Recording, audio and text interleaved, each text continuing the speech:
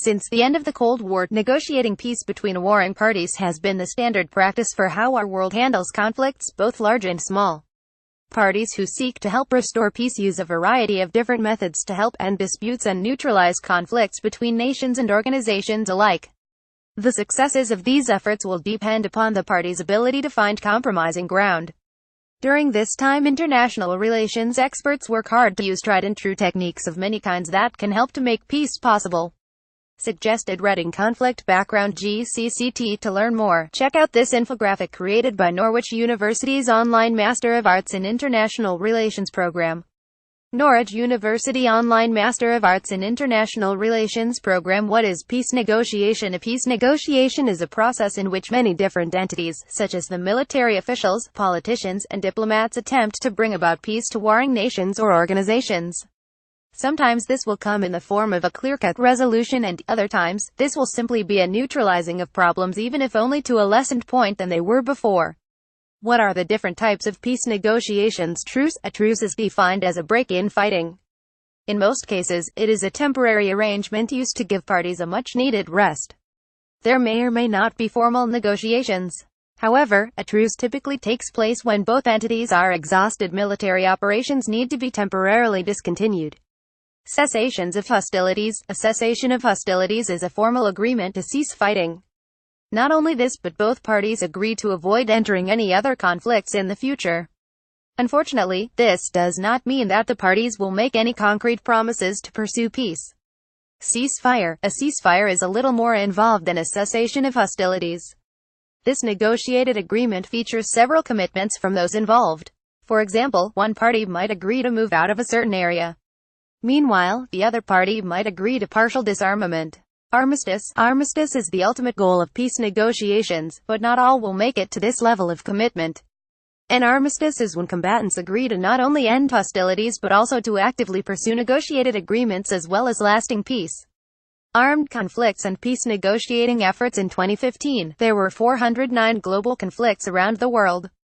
Out of these many conflicts, 223 turned violent. 24 of these incidents became limited wars, while 19 were considered scale.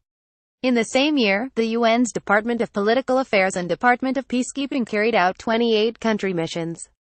As of 2016, 16 operations were being led by the UN's Department of Peacekeeping.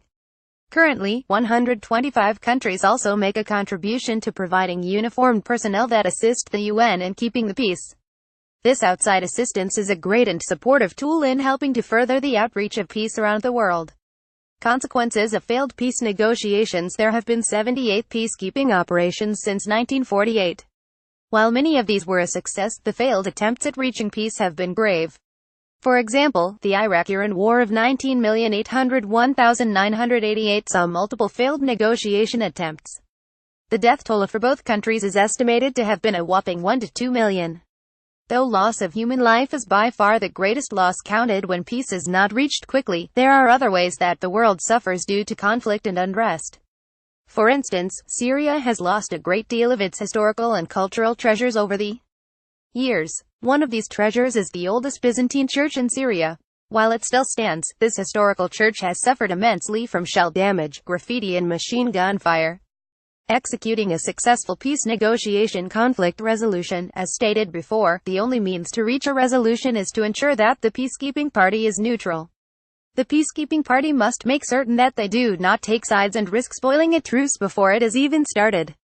At this point, the peacekeeper will seek to help both parties form a truce. Logistics. Negotiations are tense enough as it is. Because these negotiations will often take place in a war-torn area, peacemakers will ensure that both parties have the basic logistics, security and transportation that they need. This allows both parties to focus their minds, hearts and energy on reaching a resolution. Limiting the violence. This may happen in several different ways, but each one of these ways are an attempt to immediately limit violence in affected areas by securing them. This may come in the form of strict rule sets or by sending in an armed security detachment. Conditions. At this stage, the peacekeeping entities work with both parties to discover a set of conditions that will end the conflict for them. The peacekeeper works as a neutral go-between who helps each side to discover a reasonable compromise that will achieve peace. What drive the success of peace negotiating? There are many different characteristics to a successful peace negotiation. Because the stakes are so high, they should always be at the forefront of the peacekeeper's mind. Lay good groundwork. Clear mandates are important. Leave no room for misunderstandings. In the same accord, ensure that the goals that you set are achievable and not unreasonable. When you do this, you will achieve the last step of good groundwork, which is obtaining a high level of commitment from each party and securing the logistics to make negotiating as calm as possible. Sensitivity. A good peacekeeper is sensitive to the population in the affected areas. They seek the help of neighboring countries to help assure their safety and are always careful to communicate thoroughly with all involved. Peace negotiations are a much-needed part of keeping the world safe for all who inhabit it. While conflicts and wars will always arise, good men and women will also rise up, helping to defend not only the innocent but also the parties involved. Sign up for regular updates from Transconflict. Interested in writing for Transconflict? Contact us now by clicking here. What are the principles of conflict transformation related?